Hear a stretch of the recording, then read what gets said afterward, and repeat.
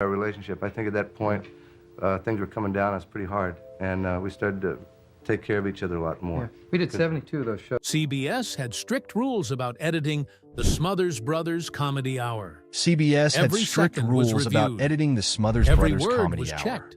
Every second was reviewed. Every word was checked. But on September 17th, 1967, something slipped through. The censors missed it. The director didn't catch it. Even the brothers didn't know until later. During the Who's performance, the camera accidentally captured something in the background. Something that proved what everyone suspected but couldn't prove. The Smothers Brothers' story began with tragedy. Their father, Major Thomas B. Smothers Jr., was an Army officer. In 1941, during World War II, he was serving in the Philippines. When Japan invaded, his wife Ruth and their sons were sent away. Major Smothers was captured. He survived the terrible Bataan Death March. Later, he was sent to Fukuoka No. 22, a harsh prison camp in Japan. In April 1945, when the war was almost over, he was too sick to work. On April 25th, he was moved from Fukuoka to Korea. He never made it. Some reports say he was buried at sea. Others say he was cremated in Korea. Of the 110 men who were transferred with him, only 36 survived. Major Smothers was the last to die. Ruth was left alone to raise Tom, who was born in 1937, and Dick, born in 1938. They grew up in California, while their mother worked long hours. Life was hard, and that pain shaped their comedy for years to come. That comedy first took off in 1959 at the Purple Onion, a small club in San Francisco. The brothers were booked for just 2 weeks, but they were such a hit that they stayed for 36 weeks. Audiences loved their odd mix of folk music and funny stories. One night, a flamenco dancer was injured. Tom and Dick had to take her place. That surprise appearance showed everyone how special they were. By the end of their run, they were earning $2,000 a week. Only a few months before, they had been making $2 a night.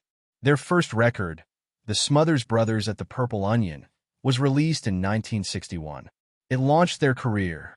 Long before the Purple Onion, they played in a group Tom started at college. It was called the Casual Quintet. Tom played guitar. Dick learned the bass just to join him. The other members left one by one, but Tom and Dick kept going. They started telling jokes between songs to kill time. That was the real beginning of their style. They discovered that audiences laughed at their brotherly teasing as much as they liked the music.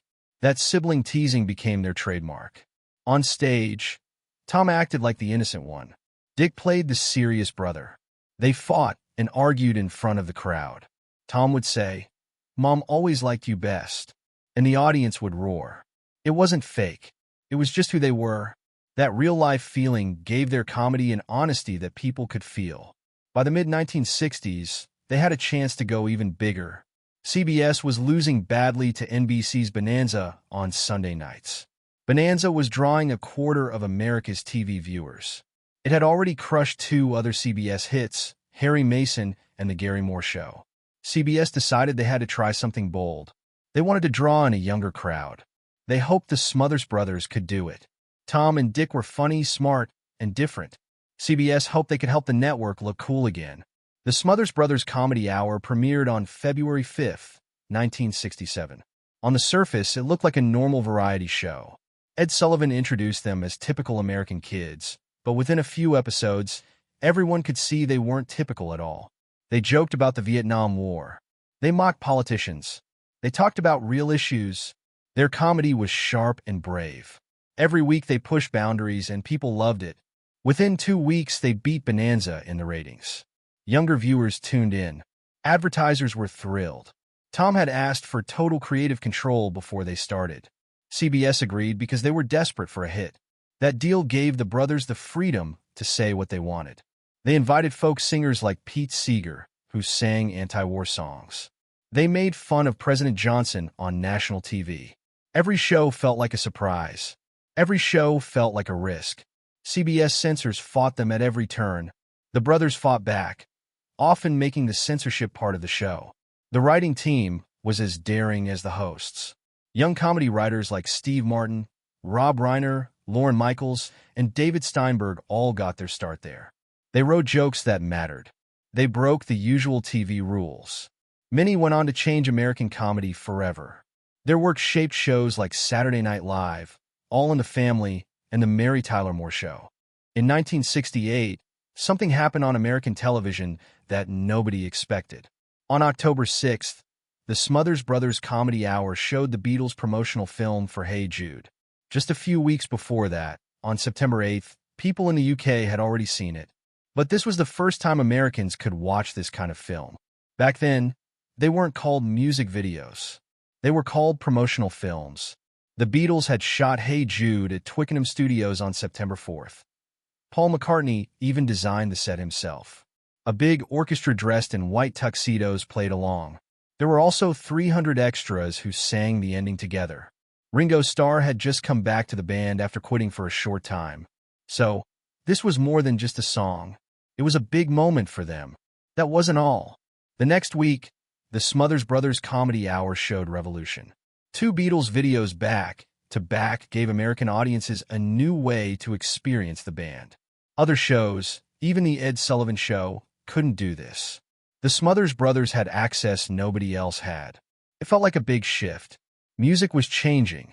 Television was changing, too. In 1967, another big moment happened on the same show. Pete Seeger was invited to sing. For years, Seeger had been banned from TV. The blacklist had kept him off the air for nearly 17 years. When he finally sang Waist Deep in the Big Muddy, it was a direct jab at President Johnson's Vietnam policy. CBS cut the song before it aired in September 1967. Tom Smothers wasn't going to stay quiet. He made sure the story reached the press. Public anger forced CBS to let Seeger come back. On February 25, 1968, millions of people finally saw him sing the song uncensored. This was the first time a blacklisted artist had called out a president so clearly. It was a powerful moment showing that protest music could break barriers. The Smothers Brothers Comedy Hour also gave a stage to bands nobody else would touch. From 1967 to 1969, The Who, The Doors, Jefferson Airplane, Buffalo Springfield, and Steppenwolf all performed. These weren't safe choices for mainstream TV. The Who ended one performance by smashing their instruments and setting off explosives in Keith Moon's drum kit. The noise damaged Pete Townshend's hearing and sent shrapnel flying. The Doors performed Touch Me with a full orchestra. Jefferson Airplane sang Crown of Creation, a song about the fear of nuclear war. Buffalo Springfield played For What It's Worth, and Steppenwolf's Born to Be Wild brought raw energy into American homes. The Smothers Brothers didn't care if it scared the network. They wanted to give these rebellious voices a place to speak. That spirit was appreciated by some of rock's biggest names. On April 26, 1969, at the Los Angeles Forum, Jimi Hendrix paused before a song and dedicated his show to the Smothers Brothers. He called them heroes for allowing art and protest to live together on TV. Hendrix was at the top of his career. The show had just been canceled by CBS for being too controversial, but Hendrix didn't forget.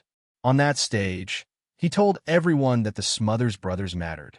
Music and comedy had never blended so perfectly, and they did it with humor too. A perfect example was a recurring bit called Share a Little Tea with Goldie. Lee French played Goldie O'Keefe, a spaced-out hippie who gave funny advice loaded with double meanings. Tea was code for weed. Goldie's name was originally Goldie Keefe, a slang word for cannabis. The censors made them change it, but most people watching at home knew exactly what was going on. Goldie talked about roaches, and nobody thought she meant bugs. Younger viewers loved the joke because it felt like the show was winking at them. Even though the network kept an eye on things, Goldie became a cult favorite. Keith Moon was never one to hold back. On September 17, 1967, when The Who took the stage on the Smothers Brothers Comedy Hour, he decided to go even further than usual. The band was there to play My Generation, and Moon had something up his sleeve. He had secretly filled his kick drum with explosives. It was way more than anyone had agreed to. Even his bandmates had no clue what was about to happen. Moon wanted the perfect finale, loud, unforgettable, and wild.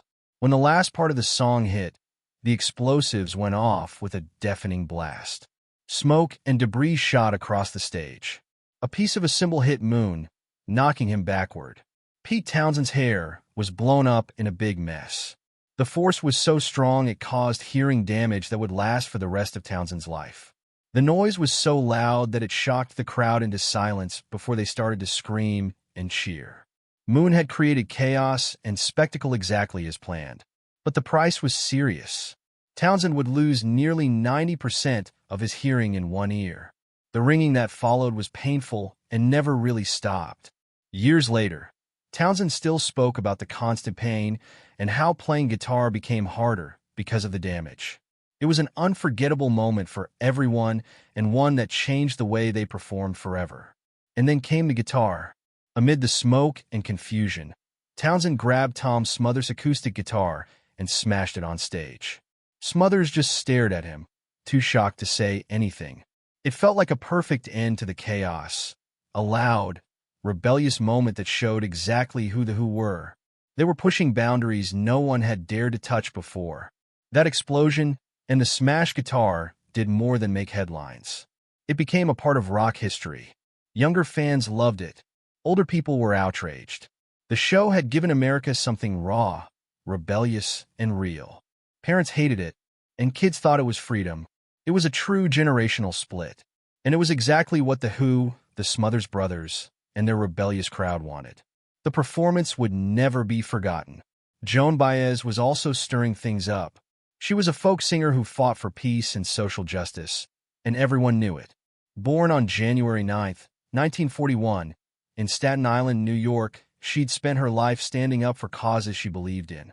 By 1967, Baez had already been arrested for protesting, and her songs spoke to people who wanted change. When she appeared on the Smothers Brothers Comedy Hour, she wanted to dedicate a song to her husband, David Harris, who was going to jail for 3 years. He had refused the draft and spoke out against the Vietnam War. Baez was proud of him and said so on the show, but CBS cut most of what she said, leaving only a vague message before she began to sing. Baez's censored dedication was one of many signs that CBS was under pressure. The network was scared of upsetting the government and angry sponsors. Even President Lyndon B. Johnson himself had complained about the show. Johnson had stayed up until 3 a.m. to call CBS and demand they control the Smothers Brothers. Nixon followed, pushing even harder to get them off the air. In 1968, the show had booked Harry Belafonte. They put together a powerful performance. Belafonte sang Lord, Don't Stop the Carnival, while footage showed police beating anti-war protesters at the Democratic National Convention in Chicago. It was bold. It was real. But CBS pulled the whole segment before it ever aired. And that wasn't the end of it. CBS then sold the 5 minutes they'd cut to the Republican Party for campaign ads. What was supposed to be a heartfelt protest against political violence turned into an ad for the very politicians being protested. It was clear which side the network was on. By late 1968, the Smothers Brothers were under intense pressure. CBS had decided that every script, joke, song lyric, and even full videotapes had to be sent in for review long before airing. It wasn't just a quick check. Censors would pick apart every single word. They hunted for anything political, anything about the Vietnam War, religion, or even harmless jokes. Every tiny detail had to pass their strict standards. Guest stars with an edgier sense of humor were often censored, too, and some were cut completely. The deadline was set 10 days before each show. That was a harsh demand at the time, meant to rein in the brothers' habit of pushing limits. The writers felt trapped in an endless cycle of rewriting, resubmitting, and waiting. CBS often demanded changes at the very last minute, even hours before going live. The writers would joke that it felt like death by 1,000 cuts. And they weren't wrong. One day, Tom and Dick decided to fight back. They created a sketch where Tom played a censor himself, chopping up scripts with huge scissors and cutting performers off mid-sentence. The joke was clear. Their show was being silenced. The punchline was bold. The only thing left on screen was total silence. But CBS didn't see the humor. The network refused to air the sketch. Internal memos revealed that CBS thought the skit was too damaging to their image. Elaine May appeared in a similar sketch that also got pulled. Her final line, "If we're not allowed to say anything important, we're just fooling you with empty jokes," cut deep. Tom was furious. The censorship was now so extreme that even making fun of censorship was banned. Meanwhile, the brothers weren't giving up. They decided to play a game with CBS over deadlines. They would deliver tapes as late as possible. Sometimes they sent a safe version for review, then slipped in last-minute edits before going on air. It drove CBS crazy. The network accused them of breaking their contract. In April 1969, CBS finally decided enough was enough. They claimed the Smothers Brothers had failed to submit a tape on time. Even though evidence showed CBS was partly to blame for delays, it was all an excuse to cancel the show, which was still one of the top 10 most watched programs in the U.S. The real fight wasn't about deadlines at all. It was about control. Tom Smothers would later say it was all part of a plan to choke off their voice. The fight spilled into the press. The New York Times published a harsh editorial saying CBS was turning the Smothers Brothers into hostages of their own creativity. Public support grew. Letters and protests flooded CBS. Politicians and fellow artists spoke out. Suddenly, this wasn't just about one show. It was about free speech on national television. The editorial scared CBS executives. They rushed into damage control meetings. The Smothers Brothers stood their ground, determined to speak their truth. Tom put it simply, they're not just shutting down our show. They're trying to shut down the truth. That stand became a turning point in television history. But CBS had other problems, too. Big sponsors like Ford and Procter & Gamble started pulling their ads. Companies feared alienating their customers over the show's anti-war and political jokes. The losses piled up fast. Within months, CBS had lost millions. Internal memos showed that sponsor pressure was one of the biggest reasons behind the cancellation. Even a top-rated show could be sacrificed if advertisers were scared off. Tom later reflected bitterly, "We won the lawsuit, but we lost the culture war." Advertisers had sent a message. Speak too freely, and you'd pay the price. There was one joke that crossed a final line. Dick did an impression of President Nixon in March 1969 and quipped, "I will end the Vietnam War as soon as I can find where the off button is." It was short, it was sharp, and it was true, but it enraged CBS and scared sponsors. The Vietnam War was a raw nerve, and so was the new president. The network was already tense, and this pushed them to the edge. On April 4th, 1969, CBS pulled the plug. The cancellation was immediate. CBS claimed they had failed to submit tapes on time, but everyone knew it was really about their politics. The show was set to return for another season. The brothers had been renewed just weeks before. CBS even pulled an episode already taped, one that featured comedian David Steinberg delivering another anti-war message. The episode was never shown in America. It was broadcast in Canada instead. The cancellation was brutal and abrupt. It told every other performer that stepping too far out of line had serious consequences. The Smothers Brothers fought back in court. They sued CBS for breach of contract and spent 4 years battling. In April 1973, they won. The judge awarded them $776,300, over $5.5 million in today's money. The ruling was historic. It set a precedent that networks couldn't use censorship as a smokescreen for cancellation. But the win was bittersweet. They had already lost their platform. Future projects never quite matched the magic of their comedy hour.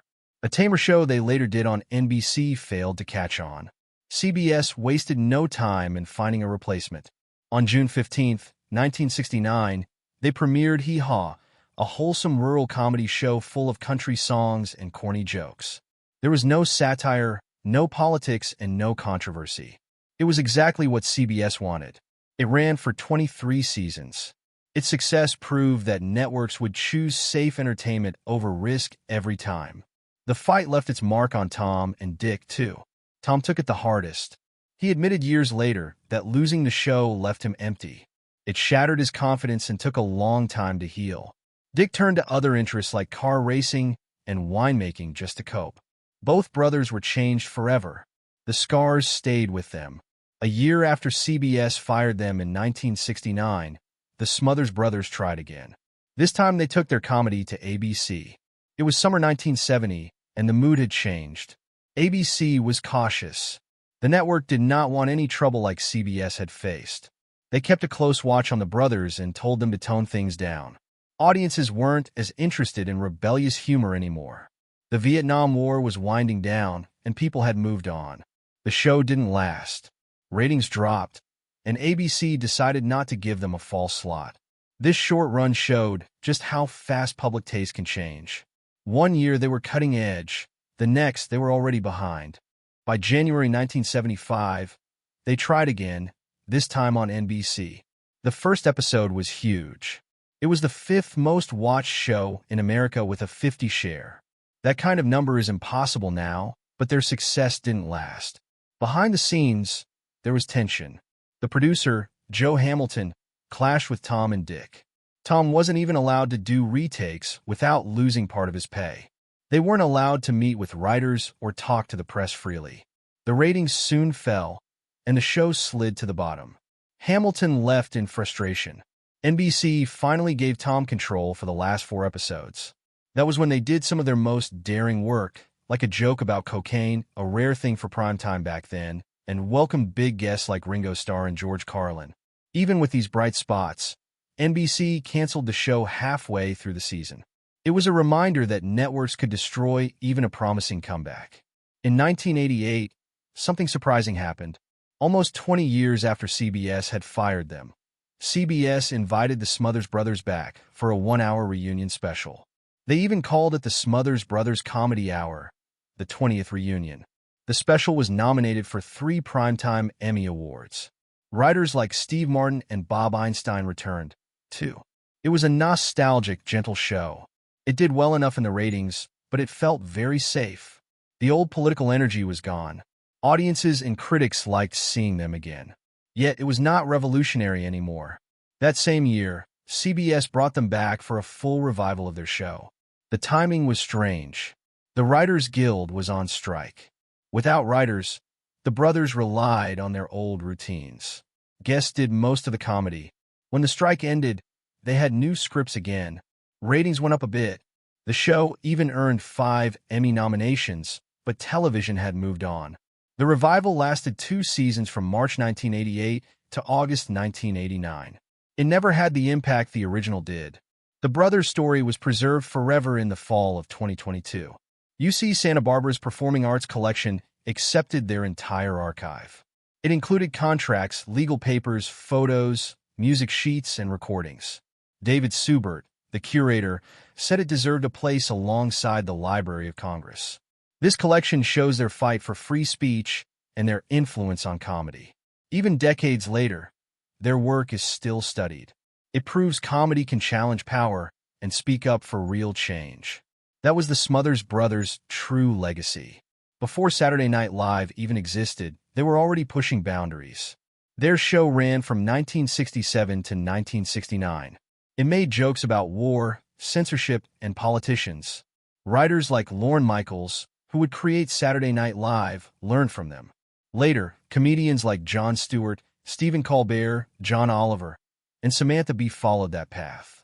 The Smothers Brothers showed comedy could speak truth to power and make people think. The show was also a launchpad for comedy giants. Steve Martin was one of the first writers. Rob Reiner and George Carlin were regulars too. Many of them said later they owed their start to this show. The brothers had created a safe place to take risks that gave American humor a sharp new edge that lasted for decades. When CBS canceled them in 1969, they fought back. Even though their show was one of the highest rated, CBS pulled the plug because of censorship. The brothers took them to court. They won. It was a landmark case for free speech on TV. For the first time, a comedy show had successfully fought back against a network. It set a precedent that creative freedom matters. And they did all this at a moment when America was split over Vietnam, civil rights, and culture itself. The Smothers Brothers Comedy Hour was a bridge. They invited guests like The Who, Jefferson Airplane, Simon and Garfunkel, and even folk singer Pete Seeger, who had been banned for his anti-war songs. They also showed new videos like the Beatles' Hey Jude. For many people, this was their first exposure to the counterculture. Bill Maher once summed it up perfectly. The brothers weren't afraid to upset people who disagreed with them. They weren't trying to please everyone. They showed that comedy could take a stand and that it could matter. Even after the show was canceled, that lesson stayed, and it still matters today.